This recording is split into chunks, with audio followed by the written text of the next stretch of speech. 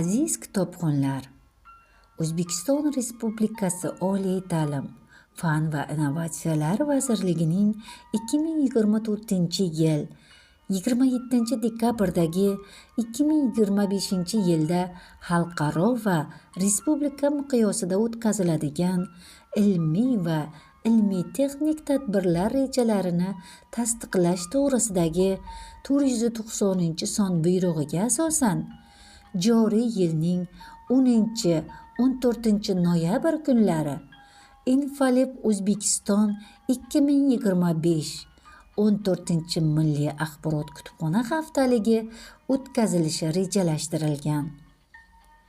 Shu munosabat bilan Sharof Rashidov tumani axborot kutubxona markazida haftalik doirasida axborot kutubxona sohasi mutaxassislari va foydalanuvchilari uchun turli tadbirlar, tanlovlar, seminarlar, davra suhbatlari, kitob ko'rgazmalari, videoroliklar, uchrashuvlar, treninglar, kitob taqdimotlari tashkil qilinadi.